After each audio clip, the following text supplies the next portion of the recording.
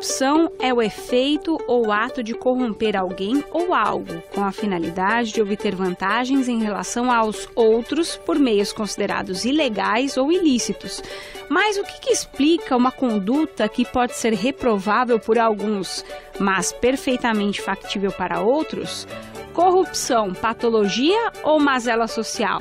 Vamos investigar essas e outras perguntas no Mentalistas desta semana. Começa agora, Mentalistas.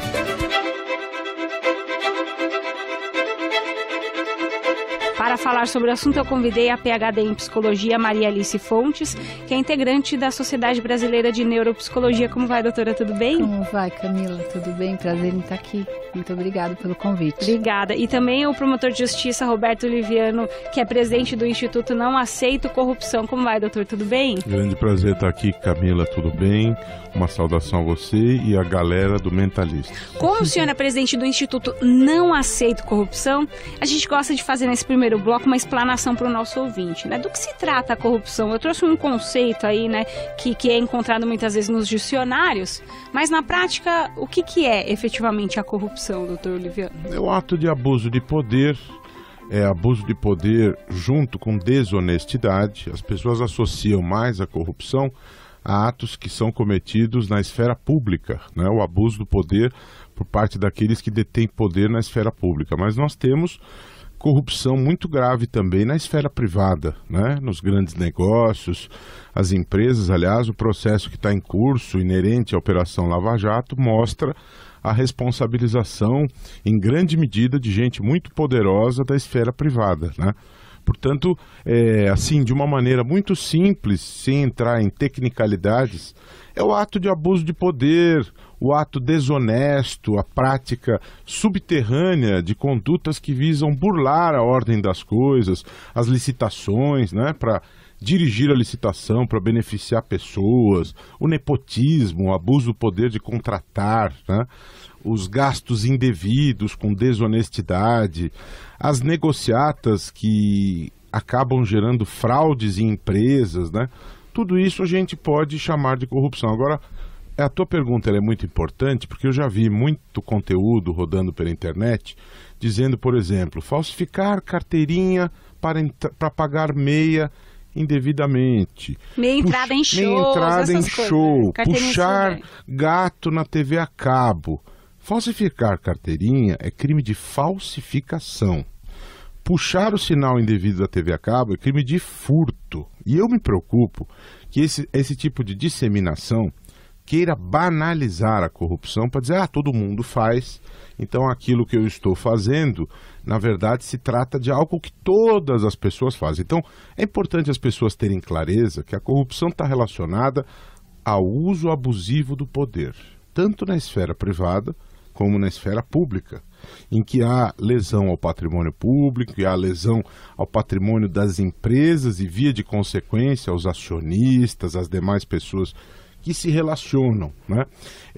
O ato de desonestidade faz parte da corrupção, mas não é toda e qualquer desonestidade que é corrupção. Então nós precisamos saber diferenciar essas coisas, até porque quando você fala em punição, um dos elementos centrais da ideia de punir, inerente ao direito penal, é a ideia da proporcionalidade, da individualidade da pena. Então, cada conduta tem que gerar a consequência inerente a ela, né?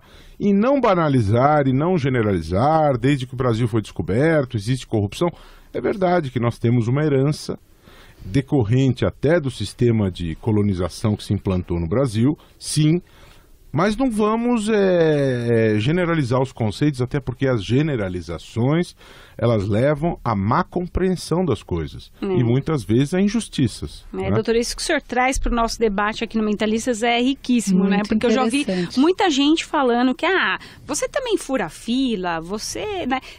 O famoso jeitinho brasileiro e você também é corrupto e tudo mais. Então é bem legal a gente já começar de cara com essa explicação. Mas eu acho que lá para trás nós vamos chegar a essa discussão também. Né? Mas antes eu queria falar assim do ponto de vista orgânico mesmo, né? Do cerebral, da constituição do indivíduo no organismo. O doutor falou sobre desonestidade, né? A gente falou sobre a corrupção, mas a desonestidade, quando a pessoa é desonesta, ela precisa, no campo cerebral, fazer um esforço muito grande para elaborar algumas questões, para conseguir ser desonesta. Queria uma explicação mais orgânica, como é que isso funciona na mente do indivíduo. Muito interessante, né, pessoal? A gente está aqui porque essa discussão sobre o tema é muito controversa. Assim, alguns pesquisadores da área de psiquiatria forense, por exemplo, das neurociências, eles acreditam que o corrupto ele tem um perfil semelhante de um transtorno de personalidade antissocial ou sociopático. E nesse tipo de transtorno de personalidade, a gente tem evidências de fatores genéticos, porque é comum encontrar parentes diretos e indiretos, né, com problemas semelhantes na família. Do ponto de vista até do desenvolvimento cerebral, a gente encontra falhas no funcionamento em áreas específicas do senso ético, que são regiões do lobo frontal, mais especificamente uma áreazinha lá, órbito frontal, áreas que envolvem o controle das emoções, como o sistema límbico, amígdala, hipocampo. Então, tem questões, sim, né, que a gente poderia pensar em diagnósticos de personalidades antissociais, sociopáticas. Entretanto, outros pesquisadores da área da psicologia social, eles não concordam muito com essa descrição e eles acreditam que os corruptos não teriam uma falha genética na formação do seu sistema nervoso central, mas eles entendem que o corrupto seria o resultado de uma série de mazelas sociais, né? Ou seja, a discussão fica na linha se o corrupto teria, entre aspas, um defeito de fabricação ou se ele seria o resultado do meio em que a gente vive, né? Provavelmente, eu diria aqui como psicóloga, que existe alguma coisa no meio, né? Com a participação dessas duas explicações. Eu tenho um pouco de dificuldade, né, de atribuir aos corruptos uma causa única, por exemplo, neurológica, porque se isso fosse verdadeiro, os corruptos teriam problemas comuns, por exemplo, com aqueles que são afetados por lesões frontais no cérebro, que são pessoas que têm uma coisa que chama disfunção executiva. Como são essas pessoas que têm a disfunção executiva, doutora? Essas pessoas têm falhas no planejamento, na atenção, na organização, na orquestração de atividades complexas. Mas em esses geral, casos, eles têm organização. exatamente. Por isso que eu penso que a gente não poderia considerar que um corrupto seria, vamos dizer, uma pessoa tipicamente sociopática e que ele teria um problema no funcionamento cerebral, porque ele orquestra muito bem, né? Tem uma capacidade de planejamento e organização incrível. Então, acho que não é possível a gente estabelecer um perfil psicológico definido para o corrupto, mas sabe-se, né, que ele tem falta de ética, ele tem pouca culpa em relação aos danos que ele causa, ele tem um senso de responsabilidade social que é diminuído, né? Mas assim, a gente não pode classificar ele como uma entidade nosológica. A gente fala, bom, essa pessoa é corrupta, então vamos aqui puxar um diagnóstico psiquiátrico para ele. A gente tem vários diagnósticos psiquiátricos.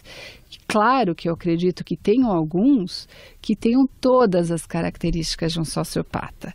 E até a gente pode rever aqui os diagnósticos para pensar. Por exemplo, se a gente pensar o que é o diagnóstico de uma pessoa de personalidade sociopática, vocês gostariam de saber? Então, olha só. Aí o doutor até pode complementar se ele quiser. Veja só, é um padrão de desrespeito e violação dos direitos de outras pessoas que ocorre desde os 15 anos de idade. Então, não é uma coisa que começou a acontecer. Por isso, quando o senhor fala, puxa, aquela pessoa que já falsificava, eu entendo que isso é diferente em relação à pena.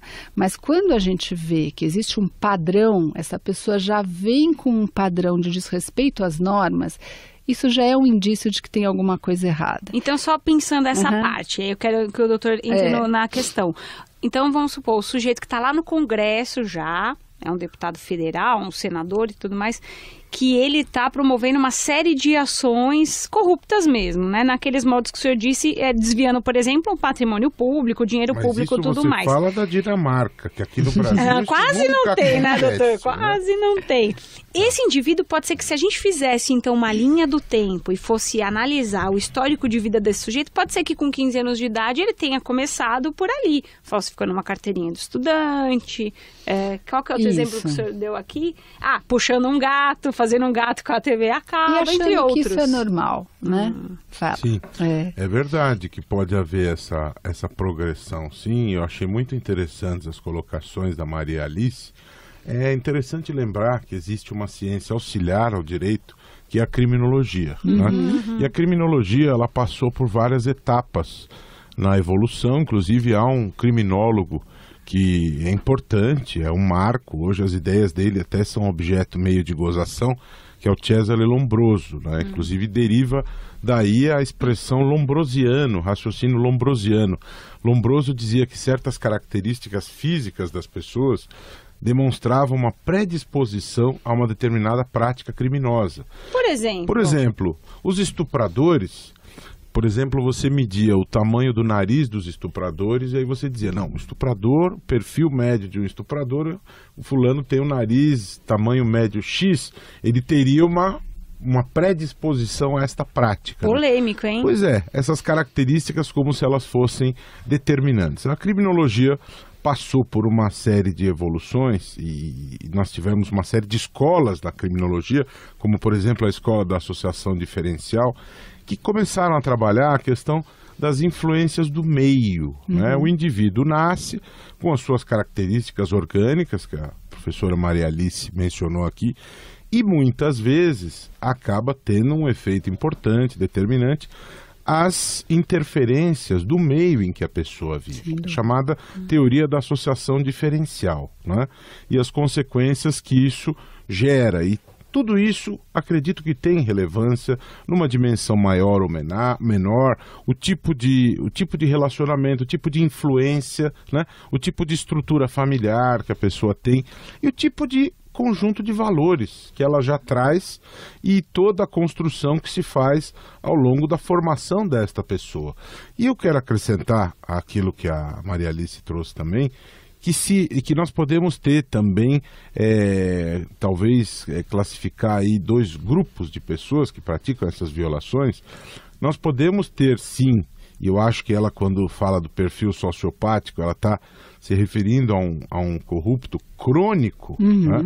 Mas nós podemos ter situações absolutamente ocasionais. Inclusive há aquela expressão que as pessoas usam, que a ocasião faz o ladrão. Né? A pessoa tem uma oportunidade, né? E tira proveito daquela oportunidade para obter uma vantagem. Né? Pode ser que essa pessoa não tenha esse histórico sociopático, esta situação crônica, mas ele teve uma oportunidade e praticou o gesto desonesto, o ato desonesto. Então, essas situações, nós precisamos sempre ter muito cuidado em verificar as circunstâncias, né? Já disse Ortega y Gasset que o homem é o homem em suas circunstâncias, né? Então, as circunstâncias, elas são determinantes para você entender certas condutas, inclusive aplicar as punições, as consequências justas, né? Muito bem, a gente vai fazer um rápido intervalo, que esse primeiro bloco já acabou, né? Estamos falando sobre corrupção. Será que é patológico ou será que é fruto da mazela social? Na Berlinda, que a corrupção no Mentalistas, a gente volta daqui a pouco. Já voltamos com Mentalistas. A vida em discussão na rádio de quem quer saber.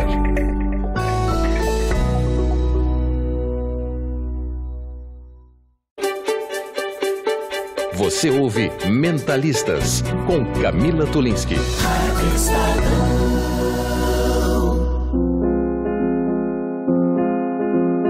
De volta aqui com Mentalistas dessa semana falando sobre corrupção, patologia ou mazela social? Nós convidamos aqui no Mentalistas o promotor de justiça Roberto Liviano, que é presidente do Instituto Não Aceito Corrupção, e a PhD em Psicologia Maria Alice Fontes, que é integrante da Sociedade Brasileira de Neuropsicologia. Tem uma pergunta, que aí a gente já estava falando no debate anterior a respeito dos dois grupos que o doutor comentou, aquele que é o oportunista, então aquele político que fala, agora chegou a minha vez, né? O cara que percebe a oportunidade e fala, agora chegou a minha vez de brilhar ou de enriquecer e tudo mais. E aquele que já tem um histórico de corrupção que a gente já havia falado, é o cara que, desde os 15 anos já promove uma série de atitudes que vão culminar na vida adulta, na fase adulta, num sujeito corrupto, né? Mas eu queria saber se essa impunidade pode gerar a corrupção, por exemplo, né? Que acho que é uma pergunta que todo mundo fala, se há impunidade, há corrupção. Se o sujeito é ausente de culpa e ele encontra a impunidade no meio do caminho, ele nunca vai se redimir mesmo, né, Maria Alice? Não tem o que fazer. Eu diria que a impunidade, ela é muito relacionada, do meu ponto de vista, com a corrupção, né? Porque, assim, a ética hoje é vamos dizer, a linha que estuda a questão, né, das relações sociais e como é que você lida a respeito dessas questões socialmente.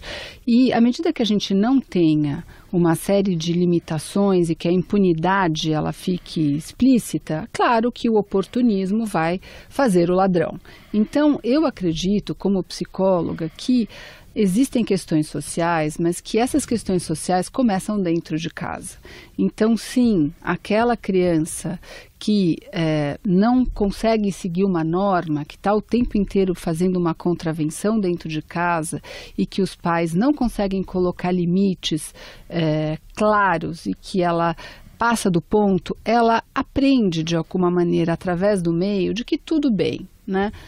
Furar fila, de que tudo bem parar o carro no lugar onde o carro seria para pessoas com deficiência, onde ela vai ter o RG falso, onde ela vai, de repente, furtar algumas coisas, porque tudo bem, estava lá à disposição. E isso é o jeitinho brasileiro, né, que infelizmente existe, porque a gente tem uma pequena impunidade, mesmo até em relação a padrões éticos e de normas dentro das casas, né? Eu acho que hoje em dia as pessoas trabalham demais, os seus filhos são delegados a cuidados de terceiros. Esses terceiros muitas vezes não conseguem ser firmes nas suas decisões e tudo bem, filhinho, né? Por quê? Não tem problema, a mamãe compra, o papai traz. A mãe já trabalhou o dia inteiro, precisa compensar de alguma forma. De alguma forma, e aí existe já aquela ideia de que tudo bem eu fazer uma contravenção, que isso não vai ter uma punição também tão grave. E eu acredito que isso, em termos, vamos dizer, mais generalizados, acabe se tornando a uma prática que tudo bem. Então, puxa, aquela história rouba mais faz. Como assim rouba mais faz? Inclusive, me permita, eu não posso deixar de interromper. Até essa história do rouba mais faz, há quem diga que o Maluf roubou do Adhemar. Porque o político ficou conhecido como rouba mais faz, o Adhemar de Barros. Né? Até esse lema foi objeto de apropriação. É mesmo, doutor? Porque ele não ficou conhecido como rouba mais fácil. Não, conhecido do Maluf e rouba mais fácil. Na origem, né? Era o Adhemar, né? Mas aí é interessante a gente pensar que, assim, se nós voltarmos lá para a filosofia, a gente sabe que, assim, Aristóteles já falava que desde o início da infância, a gente é ensinado do que é certo e que é errado, que o ser humano sabe o que é certo e o que é errado. Não tem dúvida sobre isso, né? Todos nós sabemos, mas algumas vezes a gente acredita que fazer errado não vai ter consequências tão graves e que o benefício disso vai ser maior do que, de repente, a perda que a pessoa tiver. E aí vai aquela coisa, a gratificação imediata. O que eu quero? Eu quero já tudo que é fácil, dinheiro fácil, ou eu quero trabalhar? Porque todo mundo que está nos escutando sabe que não é fácil trabalhar, que não é fácil ganhar dinheiro, que não é fácil a vida de cada um tendo o que tem chegar onde chegou. Então, assim, o apelo da corrupção, né, de roubar grandes quantidades de dinheiro para ter acesso a tudo aquilo que as pessoas gostariam já, é claro que é muito sedutor, mas quando se tem impunidade, esse caminho fica muito fácil. É verdade. A Maria Alice comentou essa questão que as pessoas trabalham demais. Se a gente fizer uma análise a respeito disso, porque em boa medida as famílias modernas, as pessoas acabam terceirizando o seu papel de educar os filhos para outras pessoas que não têm a mesma ligação, não têm a mesma responsabilidade. E depois não se importa da mesma maneira, né? E depois elas vão querer pagar por esta ausência com bens materiais. E se a gente parar para pensar, isso até pode se considerar como uma forma de corrupção, né?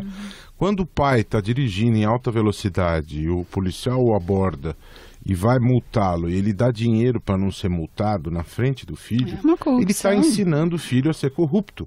E para os filhos, o modelo que os pais apresentam é algo relevantíssimo, né? Porque eles replicam este modelo. Então, essa questão da vida moderna, das pessoas terceirizarem essas obrigações, a maneira das pessoas existirem de uma maneira excessivamente individualista, esse individualismo exagerado que caracteriza a nossa vida em sociedade, esse excessivo materialismo que leva a pessoa a querer se dar bem com grandes valores, isso acaba gerando, isso é um conjunto de ingredientes, infelizmente, muito rico para a prática da corrupção, porque a coisa da ética, como a Maria Alice falava, ela, infelizmente, ela vive uma crise. Quem que considera a ética algo importante? Mas será que não é porque ficam relativizando a ética? A sua ética é uma ética, a minha é outra, da doutora Maria Alice, do outro, do Isso ouvinte. É verdade. E qual a importância da ética? Qual a importância dos valores, né? Que tipo de relações as pessoas travam hoje em dia? O sociólogo Zygmunt Bauman, ele construiu a teoria da modernidade líquida, e eu acho que vale a pena pensar um pouco naquilo que ele propõe, porque Bauman nos lembra que há tempos passados as relações eram profundas, eram enraizadas, eram duráveis, eram sólidas, e hoje essas relações se transformaram elas têm essa forma de agregação líquida, porque o líquido se amolda a qualquer recipiente, é tudo muito efêmero, né? Então, diante do efêmero, diante da falta de relevância de valores, então tudo isso se torna aceitável, possível, absolutamente razoável, e aí a pessoa vê que a punição ela não acontece como deveria, ela se vê estimulada. Por isso é que a Operação Lava Jato, ela pode ser classificada, eu não tenho nenhum medo, nenhuma preocupação, nenhuma insegurança, depois de 24 anos de Ministério Público, de dizer que a Operação Lava Jato é sim um divisor de águas no país. Sem dúvida. Por que é? Por quê? Porque as pessoas detentoras das mais expressivas parcelas de poder político e econômico estão sendo alcançadas pela lei. E a percepção geral das pessoas, antes da Lava Jato, o Mensalão também foi nessa direção. Mas a percepção é que há pessoas acima da lei, que há intocáveis, né? Então a ideia dos intocáveis, ela já não é uma ideia absoluta, ela foi relativizada. O Marcelo Odebrecht, quando foi preso, eu tenho certeza absoluta, eu não sou psiquiatra, não sou psicólogo, mas na mente dele havia a certeza que em 2 dias ele estava fora da cadeia. Ele tinha certeza que 2 dias ia sair. E isso não é bem assim, porque existe lei, existem membros do Ministério Público, existem juízes, Polícia Federal, Receita Federal, as instituições funcionam e a lei tem que ser cumprida, né? Está tudo resolvido? Óbvio que não, porque a Operação Lava Jato está fazendo o seu trabalho, não adianta você investigar e punir fatos determinados e você não atualizar as estruturas. E no Brasil nós temos uma estrutura que é permissiva, que gera impunidade. Por exemplo, os prazos de prescrição são pequenos, isso significa que é difícil você investigar, processar e punir, porque o tempo que se dá é curto. A pessoa, quando é condenada em 1º e 2º graus, você já examinou fatos e provas. A pessoa tem que ser levada à cadeia. Os principais países de direito mais tradicional em todo o mundo levam à cadeia. Na França, por exemplo, onde houve o movimento iluminista, o berço do direito em várias áreas, condenação em primeiro grau, a pessoa já começa a cumprir a pena. Por que você não pode dar efetividade à decisão? Tá certo? Mas acho interessante pensarmos, né, que assim, em termos históricos, bacana isso que você está falando do marcador divisor de águas, divisor né? de águas mesmo, né, do Lava Jato, porque a corrupção ela acontece em todos os países, né, em diversos momentos da história, certamente.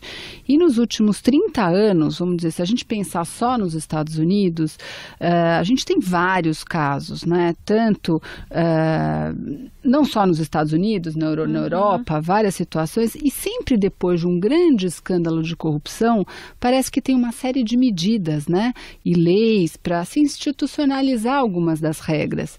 E aí, se a gente for pensar nos Estados Unidos especificamente, parece que eu tenho uma pesquisa, parece que já está no quarto, no quinto grande patamar de medidas. Só que no Brasil a gente teve muitos escândalos, né? Só que, vamos pensar na história, se a gente lembra da época da ditadura militar, existia sim uma série de escândalos, mas assim, quais eram aqueles que eram de conhecimento público? Hoje em dia, com a mídia, como a gente expõe todo mundo na rua. A visibilidade é importante. Essa exposição que houve, né, das gravações, como mexeu com as pessoas psicologicamente.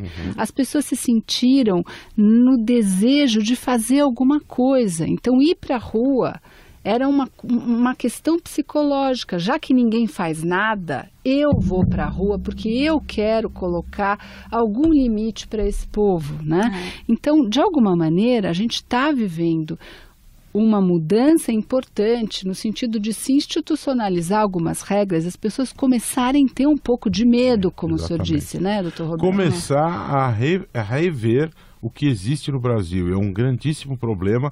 Aliás, eu diria que a grande razão de ser do Instituto Não Aceito Corrupção é enfrentar a cultura de corrupção que nós temos no Brasil. Isso que o senhor fala da cultura de corrupção é rico também, porque quando a gente fala da Lava Jato, e eu noticio quase todos os dias uma grande apreensão, seja de documentos, uma nova revelação, o senhor citou também a delação que ainda não aconteceu, mas está prestes a acontecer, né, do Marcelo Odebrecht, a prisão dele efetivamente, são muitos montantes, né? Se a gente pensar fisicamente nesses valores, daria para você encher mais de um estádio de futebol com dinheiro em espécie, é muito dinheiro. E o que os ouvintes às vezes perguntam, doutor, é assim, olha, se o sujeito roubou 1 milhão, ele já não está satisfeito com 1 milhão? Ele tem que roubar 300 milhões de reais, quer dizer, 1 bilhão de reais. Parece que as pessoas, quanto mais têm, mais elas querem ter. Né? A Lava Jato é o maior caso a Lava Jato é o maior caso de corrupção na história do Brasil, e o senhor poderia citar outros casos também, só para a gente relembrar. Essa coisa da grandeza que você coloca, eu acho extremamente importante isso ser conversado com os ouvintes, porque a gente não pode esquecer certas características do crime de corrupção, que é um crime que, via de regra, não é denunciado. E isso gera o que se chama em criminologia de cifra negra. Cifra negra é a quantidade de ocorrências criminosas que não são denunciadas, né? Muitas mulheres que são vítimas de estupro não denunciam estupro por razões óbvias.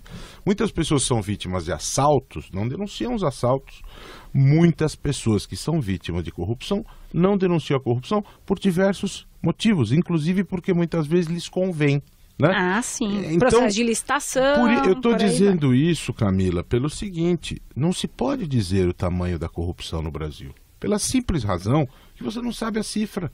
Como é que eu posso afirmar que a corrupção sangra tantos milhões, bilhões ou trilhões? Eu não sei de quanto que nós estamos falando. É uma quantia estimável. Nós podemos falar da corrupção que veio à tona.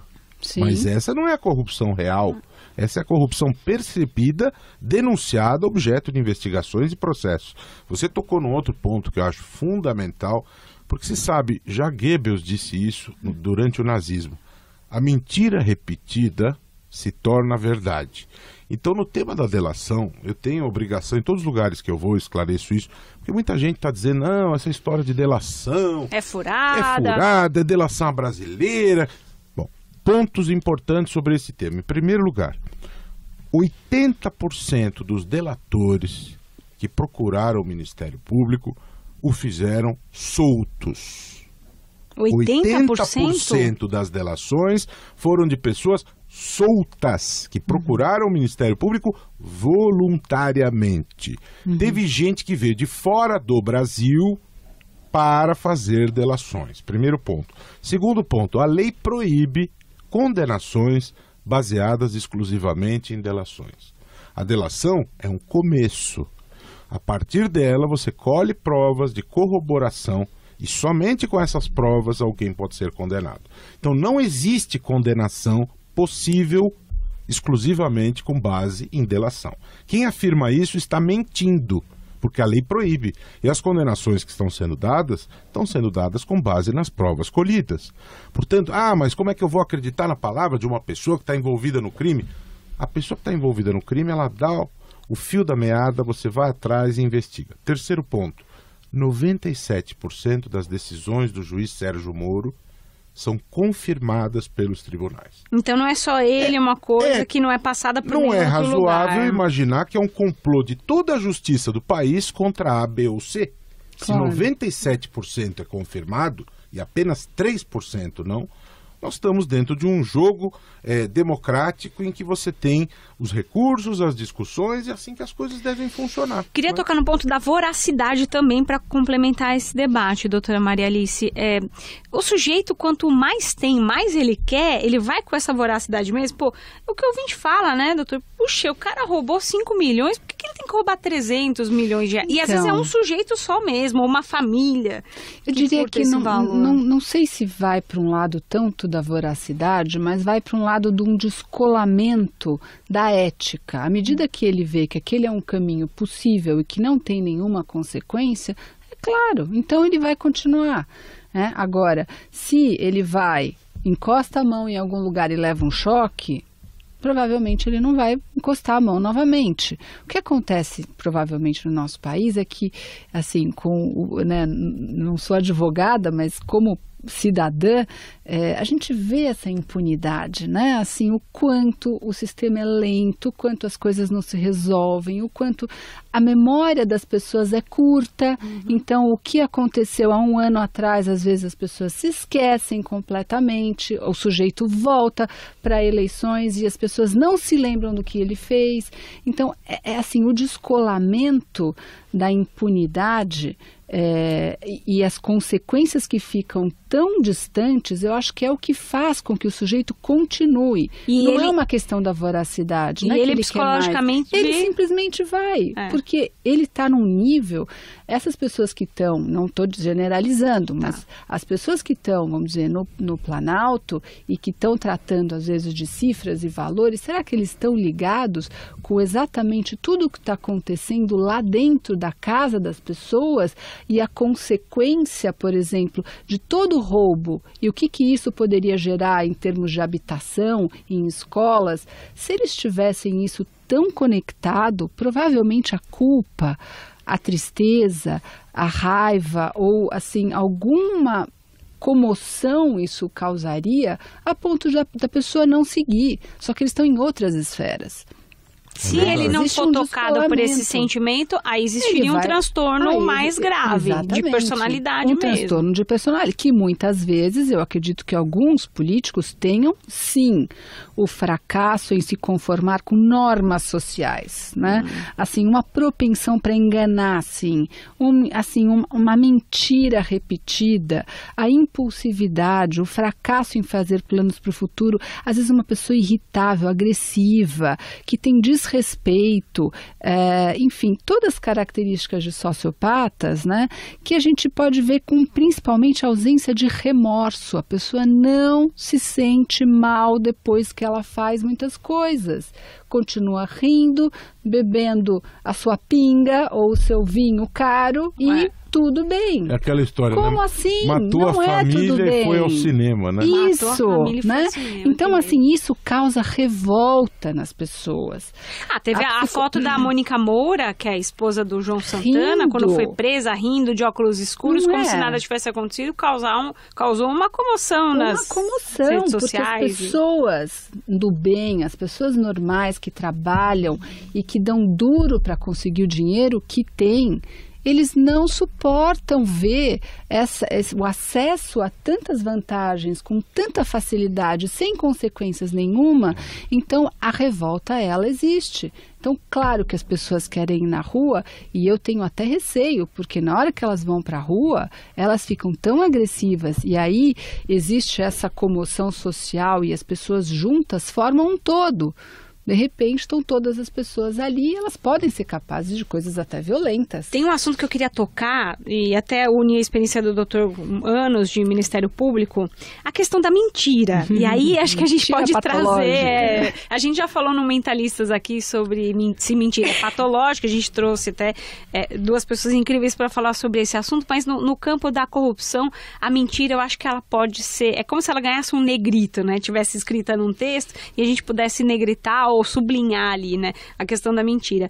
Eu já ouvi de muita gente, já cobri inúmeros julgamentos de crimes mesmo, de homicídio, e eu vi muita gente da população, senso comum, falando, mas se a pessoa não confessa, ela não cometeu o crime, né? Porque o casal Nardoni, por exemplo, existem linhas de debates na internet dizendo que o casal era inocente porque não confessou o crime e tal. O senhor com mais de 20 anos, né, mais de 2 décadas de Ministério Público, quantas vezes o senhor já se deparou com um sujeito que era efetivamente autor de algum crime, seja ele qual for, e que confessou ou não o crime que cometeu? Só pra gente trazer a mentira para a discussão. Bom, eu trabalhei muitos anos na área criminal. E algum tempo atrás, trabalhei por 6 anos no Fórum Criminal da Barra Funda, né?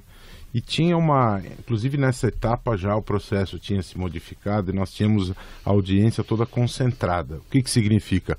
Toda a prova é produzida ali no dia e o interrogatório do réu, que antigamente era o primeiro ato do processo, agora, nessa sistemática, é o último ato. Né?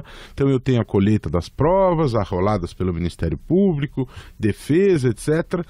E muitas vezes, no diálogo que eu acho saudável que se estabeleça, até porque a audiência tem essa oralidade, eu muitas vezes usava argumentos e o réu acabava confessando, né?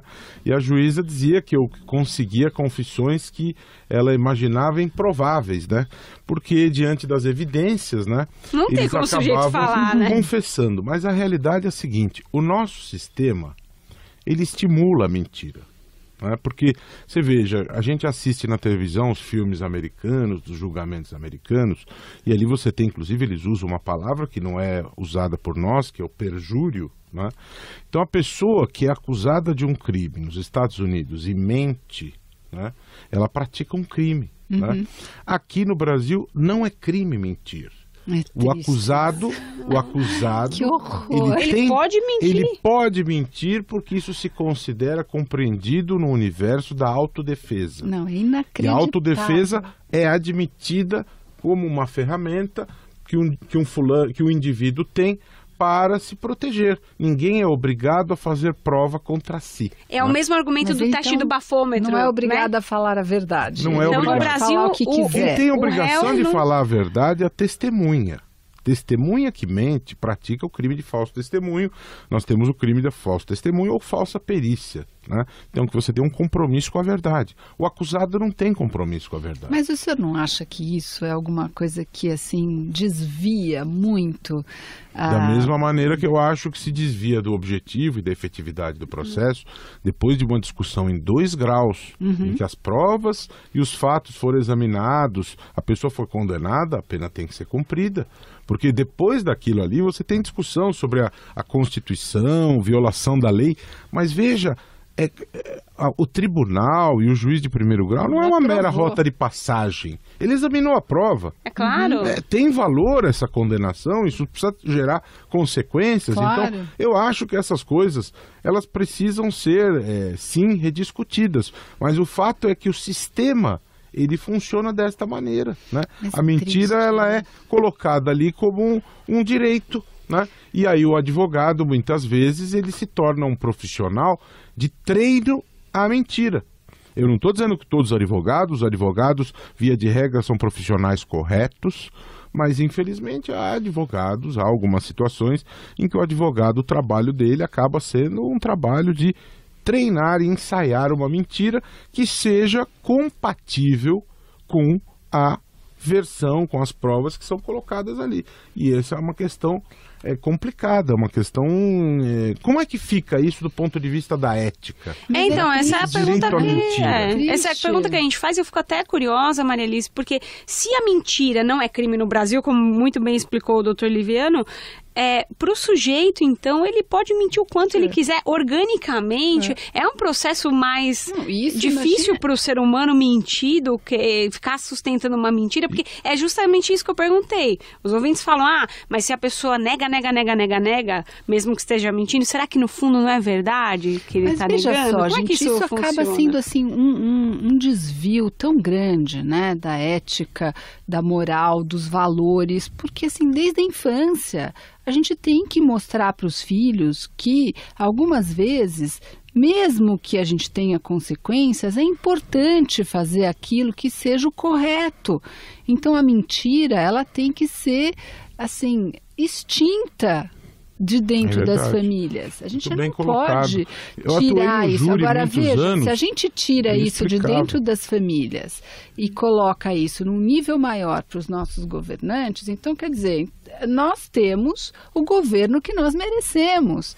É triste pensar isso, mas eu sou muito mais a favor de ter um sistema como um sistema americano, onde você tem um crime por mentir, porque assim, você ser protegido e você poder, vamos dizer, escamotear provas e não fazer provas e você mentir e tudo bem?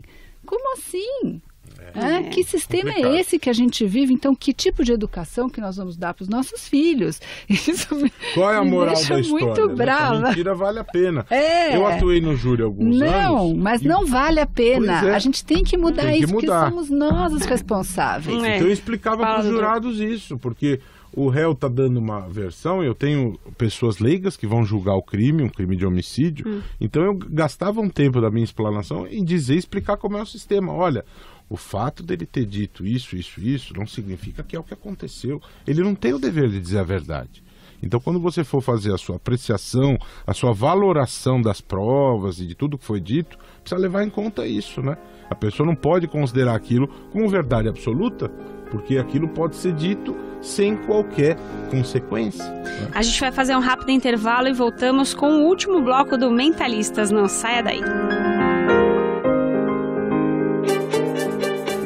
Já voltamos com Mentalistas. A vida em discussão na rádio de quem quer saber.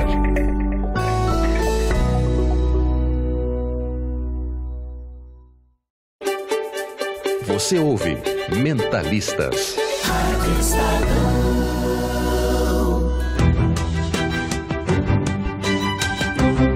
Voltando com Mentalistas, falando sobre a corrupção, será que é patológico? Será que é mazela social? Convidei aqui na Rádio Estadão a PhD em Psicologia, Maria Alice Fontes, integrante da Sociedade Brasileira de Neuropsicologia, e o Dr. Roberto Liviano, presidente do Instituto Não Aceito Corrupção. A gente estava falando sobre mentira no bloco anterior. O senhor tem uma dica, então, para o nosso ouvinte? Que dica que é essa? Não, tem um filme muito interessante, a gente está falando sobre mentira, chama O Primeiro Mentiroso.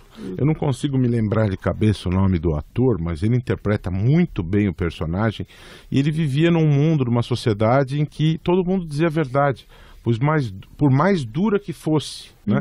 Até que ele descobre, numa determinada situação, o poder da mentira e como ele poderia se tornar poderosíssimo, e a partir dali a vida dele muda totalmente. E aí, ao longo do filme, há os dilemas decorrentes disso. Muito interessante é interessante a maneira como as coisas são colocadas ali, sem filtros, né?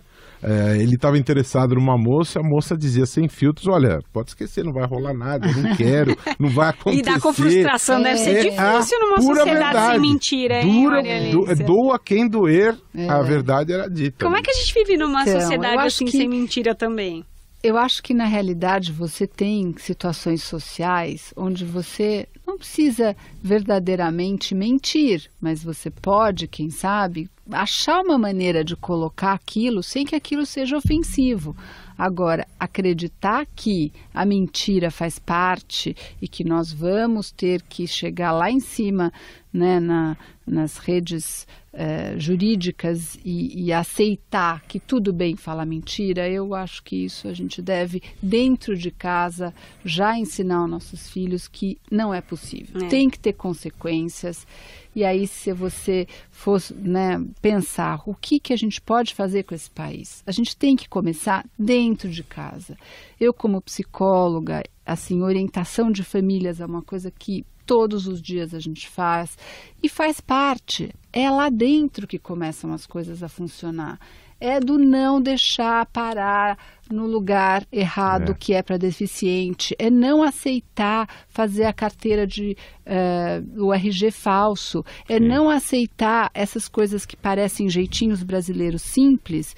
E eu acho que a gente tem que, sabe, não mentir, subornar, dar propina, burlar a lei de trânsito e pelo acostamento. Eu queria tocar, pode falar. Tem uma coisa importante para a gente trazer nisso aqui. Além de explicar isso, formar os filhos para a ética, né, essa questão de não mentir, de não corromper, etc. e tal, existe uma questão que é um debate que eu vejo que está se reacendendo e é da maior importância, que é a questão do privilégio. Né? Fala-se do foro privilegiado, mas isso está relacionado a um problema muito mais amplo, que é a cultura do privilégio. Por que alguns políticos têm foro privilegiado, doutor? Se você busca... Eu publiquei um artigo recentemente a respeito do foro privilegiado, me colocando contra. Quero deixar bem claro que eu sou contra, inclusive foro privilegiado para promotores. Porque eu acho que o princípio da igualdade de todos perante a lei é um dos fundamentos da democracia, ele deve ser respeitado. Por que existe esse tipo de figura? Qual a razão, a origem disso? Lá no passado, imaginou-se, quando a nossa justiça não estava tão bem estruturada, que os juízes de primeiro grau estariam mais sujeitos a pressões. Pressões que poderiam levá-los a tomar decisões desinteressantes para o interesse público. Decisões fora daquilo que se espera de um juiz equilibrado. Agora, eu pergunto aos ouvintes do Mentalistas, Sérgio Moro é juiz de primeiro grau. Ele é um homem que se sujeita a pressões? Acho que o Brasil todo sabe a resposta a essa pergunta. Portanto, ele é a prova de que nós não precisamos temer esse tipo de coisa. Por quê? Porque juízes e promotores hoje cumprem o seu papel e esse tipo de instrumento não é plausível, não é razoável. O dano à democracia de eu ter um conjunto de privilégios, ele é muito grande, porque ele gera essa sensação da impunidade, essa coisa do sujeito é melhor que o outro. Até a FUVEST, eu acho que com muita felicidade, há 1 ou 2 anos pautou na redação o tema da camarotização. Né? Nós tivemos um indivíduo aí que há um tempo atrás rodou um vídeo pelas redes sociais, o rei do camarote. Né? Então essa cultura do camarote, ela é uma cultura nociva.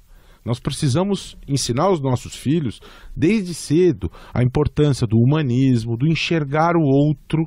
A nossa sociedade, o outro é invisível. Ele precisa se colocar no lugar do outro. Saber se colocar no lugar do outro. Agora, isso é um treino, sabe, doutor Roberto, desculpe. É interessante, porque a gente sabe até do ponto de vista neuropsicológico, a gente tem uma área que são os neurônios do espelho, que você tem, assim, a estimulação a se colocar no lugar do outro, a ver o outro como semelhante. Isso, por exemplo, nas crianças que são autistas, elas têm uma grande dificuldade nessa circuitaria dos neurônios espelho, porque elas não conseguem enxergar o outro, eles convivem com eles mesmos. Então, essa prática de olhar o outro, se colocar no lugar do outro, ver que aquele sujeito que está lá, de repente, roubando o sinal da TV a cabo, ele está gerando um dano para aquelas pessoas que vão lá instalar e ganhar o seu dinheiro e faz parte do seu trabalho.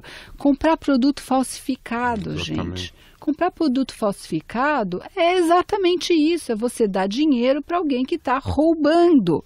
Então, né? Uma ausência de empatia, quer dizer, se existe um corrupto, existe aquela pessoa que é corruptível também.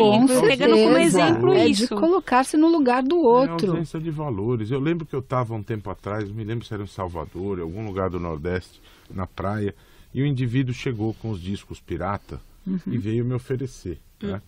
E eu falei, meu amigo, isso é proibido, né? Você já pensou que você está lesando o autor dessa obra e tudo mais? E ele já tinha a resposta na ponta da língua. O que ele falou? Doutor, discografias completas. Falei, mas as discografias podem ser completas, mas essas pessoas criaram a sua obra artística e não estão recebendo nada por isso. Isso não é correto. Mas ele até dava risada. Porque as pessoas, inclusive, já têm a argumentação. Não, mas as empresas ganham punição, muito. Justificativas. Tem justificativas. As empresas ganham muito. Não tem punição. Ele está na praia vendendo. Isso? E se tivesse alguém que estivesse fiscalizando e falasse, deixa eu ver, o senhor tem aqui uma licença para vender discos na praia? Discos legítimos, né? Onde está a sua licença? Ainda mais enfim, e tivesse alguma fiscalização, então não adianta. A gente vai querer a tolerância. A gente quer ir para o lado mais fácil. No Rio de Janeiro, só que não dá para ir pro lado as sedes dos atletas não ficaram prontas, especialmente da Austrália, né? O nosso grande prefeito já disse que eu não sei mais o que fazer para agradar os australianos, eu vou botar um canguru lá nas dependências. Eles se sentirem em casa. Pelo amor de Deus, vamos ter consciência das coisas, né? Mas não é a por falta aí. da impunidade. Eu acho que é difícil pedir consciência se a gente não tem maneiras de controle. Então, acho que tem os dois lados. Tem a educação e tem o controle. A gente pode educar os filhos em casa, mas se não tiver ninguém para fiscalizar e não tiver uma consequência direta pelo que eles fazem de errado, para que eles vão fazer o certo? Doutor, gostaria que o senhor falasse um pouquinho mais, a gente já está nessa reta final do programa, do Instituto Não Aceito Corrupção e para as pessoas que quiserem conhecer mais esse trabalho. Olha, o Instituto Não Aceito Corrupção, ele nasce como uma força viva da sociedade civil. É importante dizer que não é um instituto de promotores de justiça, é um instituto que é composto por pessoas de várias áreas.